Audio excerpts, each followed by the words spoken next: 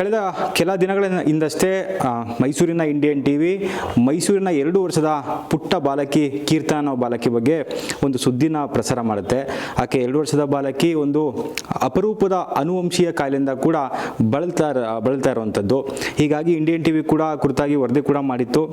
ಎಲ್ಲೋ ಒಂದು ಕಡೆ ಮಾನವೀಯತೆ ಇದೆಯೋ ಇಲ್ವೋ ಅನ್ನೋ ಈ ಒಂದು ಕಾಲದಲ್ಲಿ ಮಾನವೀಯತೆ ಈಗಲೂ ಕೂಡ ಬದುಕಿದೆ ಅನ್ನೋದು ಕೂಡ ಎಲ್ಲೋ ಒಂದು ಕಡೆ ಭರವಸೆ ಮೂಡಿಸ್ತಾ ಇದೆ. ಕೀರ್ತನ ಅವ್ರ ತಾಯಿ ಕೂಡ ನಾಗೇಶ್ ಅವರು ಶಿಕ್ಷಕಿಯಾಗಿ ಕೆಲಸ ಮಾಡ್ತಾ ಇದ್ದಾರೆ, ಮತ್ತು ತಂದೆ ಕಿಶೋರ್ ಅವರು ಕೂಡ ಅರಣ್ಯ ಇಲಾಖೆಯಲ್ಲಿ ಕೆಲಸ ಮಾಡ್ತಾ ಇದ್ದಾರೆ. ಈ ಒಂದು ಬಾಲಕಿ ಕೀರ್ತನಾಗೆ ಈಗಾಗಲೇ ಸಾಕಷ್ಟು ಸಂಖ್ಯೆಯಲ್ಲಿ ಕೂಡ ಏನು ದಾನಿಗಳು ಚಿಕಿತ್ಸೆಗೆ ನೆರವಾಗ್ತಾ ಇದ್ದಾರೆ. ನಿನ್ನೆ ಅಷ್ಟೇ ಕೂಡ ಸಚಿವ ಜಮೀರ್ ಅಹ್ಮದ್ ಖಾನ್ ಅವರು ಸ್ವತಃ ಏನು ಕೀರ್ತನ ಅವರ ಪೋಷಕರಾದ ನಾಗಶ್ರೀ ಹಾಗೂ ಕಿಶೋರ್ ಅವ್ರನ್ನ ಖುದ್ದು ಬೆಂಗಳೂರಿಗೆ ಕರೆಸ್ಕೊಂಡು ಅವರು ಕೂಡ ಸಹಾಯ ಮಾಡಿದ್ದಾರೆ. ಈ ವಿಚಾರವಾಗೆಲ್ಲ ಕುರಿತಾಗಿ ಮಾತಾಡೋದಕ್ಕೆ ಕೀರ್ತನ ಅವರ ತಾಯಿ ನಾಗಶ್ರೀ ಅವರು ಇದ್ದಾರೆ, ಅವ್ರನ್ನೇ ಮಾತಾಡ್ಸೋಣ. ಮೊದಲನೇದಾಗಿ ಕೀರ್ತನ ಕಂಡೀಷನ್ ಹೇಗಿದೆ ಇವಾಗ ಕೇಳೋಣ. ಮೇಡಮ್ ನಮಸ್ತೆ. ಮೊದಲನೇದಾಗಿ ಮೇಡಮ್, ಈಗ ನಾವು ಈ ಹಿಂದೆ ಬಂದು ನಾವು ಕೀರ್ತನ ಆರೋಗ್ಯದ ಬಗ್ಗೆ ಒಂದು ಸುದ್ದಿ ಮಾಡಿದ್ವಿ ಮೇಡಮ್. ಇವಾಗ ಕೀರ್ತನ ಆರೋಗ್ಯ ಹೇಗಿದೆ ಮೇಡಮ್? ತಮ್ಮ ಪರಿಸ್ಥಿತಿ ಯಾವ ರೀತಿ ಇದೆ ಈಗ? ಸರ್, ನಾವು ಈಗ ಸುಮಾರು ಒಂದು 5 ತಿಂಗಳಿಂದ ಸಿರಪ್ ಕೊಡ್ತಾ ಇದ್ದೀವಿ. ಅವಳಿಗೆ ಇಂಪ್ರೂವ್ಮೆಂಟ್ ನಮಗೆ ಕಾಣ್ತಾ ಇದೆ ಸರ್.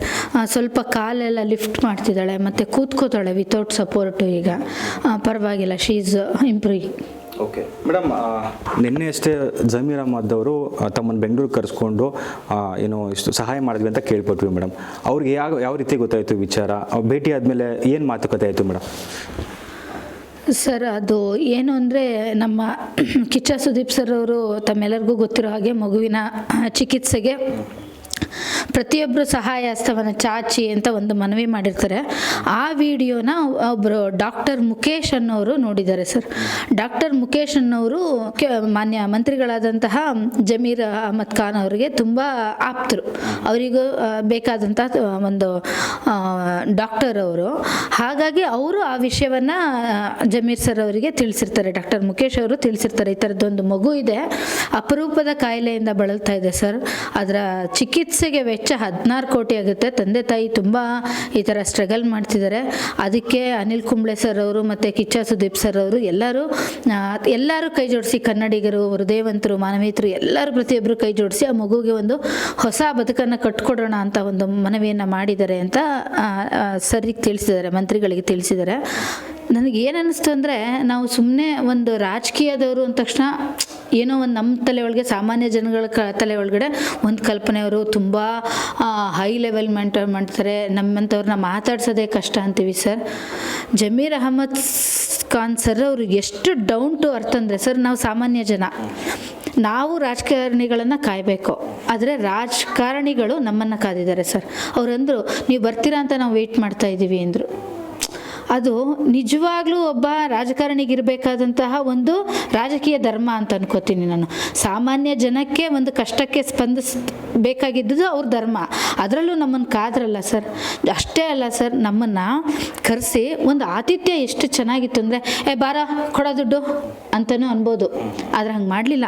ಬಾರಮ್ಮ ಕೂತ್ಕೊಳ್ಳಿ, ನೀವೆಲ್ಲಿ ಕೆಲಸ ಮಾಡ್ತಿದ್ದೀರಾ, ನಿಮ್ಮ ಮನೆಯವ್ರು ಏನು ಕೆಲಸ ಮಾಡ್ತಾರೆ, ಮಗುನ ಮಾತಾಡಿಸಿ ಎತ್ಕೊಂಡು ಮುದ್ದಾಡಿ ಅವರು ಮಗುಗೆ ಸಿಹಿ ತಿನ್ನಿಸಿ, ಇವತ್ತು ಗುಡ್ ಫ್ರೈಡೆ ಕಣಮ್ಮ, ಆಶೀರ್ವಾದ ಮಾಡ್ತಾ ಇದ್ದೀನಿ, ಒಳ್ಳೇದಾಗಲಿ ಮಗುಗೆ, ಇದು ನಾನು ಕೊಡ್ತಿರೋದು ಸಣ್ಣ ಸರ್. ಒಬ್ಬ ರಾಜಕೀಯದವ್ರ ಹತ್ರ ಹೋದಾಗ ನಾವು ಏನು ಅನ್ಕೋತೀವಿ, 1 ಲಕ್ಷ 2 ಲಕ್ಷನೋ 3 ಲಕ್ಷ, ಅವರು ಬೇಕಾದ್ರೆ 1-2 ಲಕ್ಷ ಕೊಟ್ಟು ಒಳ್ಳೇದಾಯಿತು ಅಂತ ಕಳಿಸ್ಬೋದಾಗಿತ್ತು. ನಾವು ಇಮ್ಯಾಜಿನೇಷನ್ನು ಮಾಡ್ಕೊಂಡಿರಲಿಲ್ಲ. 25 ಲಕ್ಷ ರೂಪಾಯಿ ಚೆಕ್ ಕೊಟ್ಟರು ಸರ್. ಹೇಗೆ ನಮಗೆ ಅಲ್ಲಿ ನಂಗೆ ಗೊತ್ತಾಗ್ತಿಲ್ಲ, ಇವ್ರು ಇಷ್ಟು ನಿಜವಾಗ್ಲೂ ಇಷ್ಟೊಂದು ಮಾಡ್ತಿದ್ದಾರಾ ಏನು? ಸರಿ ಸರ್ ಅಂತಿದ್ದೀವಿ. ದಯವಿಟ್ಟು ತಪ್ಪು ತಿಳ್ಕೊಬೇಡಿ ಅಮ್ಮ, ನೀವು ಭಗವಂತನ ಹತ್ರ ಕೇಳಿರ್ತೀರ. ಈ ಮಾತಿನಂದು ಸರ್, ನೀವು ಭಗವಂತನ ಕೇಳಿರ್ತೀರ. ಭಗವಂತ ಎಲ್ಲ ಕಡೆನೂ ಬರೋಕ್ಕಾಗಲ್ಲ, ಯಾರ್ದೋ ರೂಪದಲ್ಲಿ ಸಹಾಯ ಮಾಡಿಸ್ತಾನೆ. ನಿಮ್ಗೆ ಇವತ್ತು ಡಾಕ್ಟರ್ ಮುಖೇಶ್ ಅವ್ರ ಮೂಲಕ ನನ್ನ ಹತ್ರ ಕರ್ಕೊಂಬಂದಿದ್ದಾನೆ. ಇದೆಲ್ಲದಕ್ಕೂ ಕಾರಣಕರ್ತ ಭಗವಂತ. ಮನುಷ್ಯ ಎಷ್ಟೇ ಗಳಿಸ್ಬೋದು, ಇಟ್ಕೋಬೋದು, ಕೋಟಿ ಹಣವನ್ನು ಇಡ್ಬೋದು, ಆದರೆ ನಾವು ಇದಂತೂ 2 ಸಲ ಹೇಳಿದ್ರು ಸರ್ ಅವರು. ನಾವು ಎಷ್ಟು ಕೋಟಿ ಗಳಿಸ್ಬೋದು, ನಾವು ಮಾಡೋ ಪಾಪ ಪುಣ್ಯ 2 ತೊಗೊಂಡು ಹೋಗೋದು. ಅಕಸ್ಮಾತ್ ಮನುಷ್ಯ ಏನಾದರೂ ದುಡ್ಡು ತೊಗೊಂಡು ಹೋಗಂಗೆ ಇದ್ಬಿಟ್ಟಿದ್ರೆ ನಾವು ಯಾರು ಊಟನೂ ಮಾಡ್ತಿರ್ಲಿಲ್ಲ ಅನ್ಸುತ್ತೆ, ಸತ್ತಾಗ ಅದನ್ನು ಎತ್ಕೊಂಡು ಹೋಗ್ಬಿಡ್ತಿದ್ವಿ ಅಂದರು ಸರ್. ಅಂಥವ್ರಿಗೆ ಈಗ ನಮ್ಮ ಕೀರ್ತನಾಗೆ 1 ಕೋಟಿ ಅಥವಾ 2 ಕೋಟಿ ಆಗಿದ್ರೆ ಏನೋ ಒಂದು ಅಮೌಂಟು ಎಲ್ಲೋ ಒಂದು ರೀತಿ ಒಂದು ಹೋರಾಟ ಮಾಡಿ ಸೇರಿಸ್ಬೋದು ಅಂತ ಹೇಳ್ಬೋದಾಗಿತ್ತು. ಆದರೆ ಬರೋಬ್ಬರಿ 16 ಕೋಟಿ ಹಣ, ಅದು ಸಾಕಷ್ಟು. ಎಷ್ಟೋ ಒಬ್ಬ ಜೀವಮಾನದಲ್ಲಿ ವ್ಯಕ್ತಿ ದುಡಿದ್ರೂ ಕೂಡ ಅಷ್ಟು ಹಣ ದುಡಿಯೋದು ಹೇಳೋದಕ್ಕಂತೂ ಆಗಲ್ಲ ಮೇಡಮ್. ಈಗ ಅಂಥವ್ರು ವ್ಯಕ್ತಿಗಳಿಗೆ ಯಾರಾದರೂ ಒಂದು ಸಹೃದಯ ಮನಸ್ಸಿರೋರಿಗೆ ತಾವು ಏನಾದರೂ ರಿಕ್ವೆಸ್ಟ್ ಮಾಡ್ಕೋತೀರಾ ಅಥವಾ ಹೇಗೆ ಅಂತ ಅಂದ್ಕೊಂಡು? ಸರ್ ನಾನು ಕೇಳ್ತಿರೋದು ಹಿಂಗೆ, ನಾವು ತುಂಬ ಜನ MLAಗಳ ಹತ್ರ MP ಗಳ ಹತ್ರ ಎಲ್ಲ ಆಲ್ರೆಡಿ ವಿಷಯಗಳು ಎಲ್ಲರಿಗೂ ಮುಟ್ಟಿದೆ. ಯಾಕಂದರೆ ನಮ್ಮ ಮಾನ್ಯ ಶ್ರೀವತ್ಸ ಅವರು ಸದನದಲ್ಲೇ ಇದ್ರ ಬಗ್ಗೆ ಓಪನ್ ಆಗಿ ಮಾತಾಡೋದ್ರಿಂದ ನನಗೆ ತಿಳಿದಿರೋ ಮಟ್ಟಿಗೆ ಎಲ್ಲರಿಗೂ ವಿಷಯಗಳು ಗೊತ್ತಾಗಿದೆ. ನಾನು ಹೇಳೋದು ಎಷ್ಟೋ ಜನ ಪೊಲಿಟಿಷಿಯನ್ಸ್ ಇದ್ದೀರಾ, ಎಷ್ಟೋ ಜನ ಕಲಾವಿದರಿದ್ದೀರಾ, ಗಣ್ಯ ವ್ಯಕ್ತಿಗಳಿದ್ದೀರಾ, ಉದ್ಯಮಿಗಳಿದ್ದೀರಾ. ನಾನು ಹೇಳ್ತೀನಿ ನಿಮ್ಮ ಪಾಕೆಟಿಂದ ಕೊಡಿ ಅಂತ ನಾನು ಯಾರನ್ನೂ ರಿಕ್ವೆಸ್ಟ್ ಮಾಡ್ತಿಲ್ಲ. ನೀವು ದುಡ್ದಿರೋ ಹಣ ಅದನ್ನು ನೀವು ಇಟ್ಕೊಳ್ಳಿ, ನಾವು ಅದನ್ನು ಕೇಳೋದು ತಪ್ಪು. ಅಟ್ಲೀಸ್ಟ್ ನೀವು ಮನಸ್ಸು ಮಾಡಿದ್ರೆ ಯಾವುದಾದ್ರೂ ಒಂದು ಫ್ಯಾಕ್ಟ್ರಿಗಳಿಗೆ ಹೇಳಿ CSR ಫಂಡ್ಸ್ಗಳನ್ನು ಕೊಡಿಸ್ಬೋದು, ಚಾರಿಟಬಲ್ ಟ್ರಸ್ಟ್ಗಳ ಮೂಲಕ ಕೊಡಿಸ್ಬೋದು. ದಯವಿಟ್ಟು ಒಂದೇ ಒಂದು ಸಲ ನಮ್ಮ ಮಗುವಿನ ಕಡೆ ತಿರುಗಿ ನೋಡಿ ಅಂತ ಅವ್ರನ್ನ ಬೇಡ್ಕೋತೀನಿ ಸರ್. ಎಸ್, ಇದಿಷ್ಟು ಕೀರ್ತನ ಅವರ ತಾಯಿ ನಾಗಶ್ರೀ ಅವರ ಮಾತು. ನಿಜಕ್ಕೂ 2 ವರ್ಷದ ಪುಟ್ಟ ಕಂದಮ್ಮನ್ನು ನೋಡಿದ್ರೆ ನಿಜಕ್ಕೂ ಕರುಳು ಹಿಂಡುತ್ತೆ. ಯಾಕಂದರೆ ಅಷ್ಟು ಮುದ್ದಾಗಿರುವಂಥದ್ದು, ಬೆಣ್ಣೆ ಮುದ್ದೆಗೆ ಬಟ್ಟೆ ಹಾಕಿದ್ರೆ ಹೆಂಗಿರುತ್ತೋ ಆ ರೀತಿ ಕಾಣುವಂಥದ್ದು ಪುಟ್ಟ ಮಗು.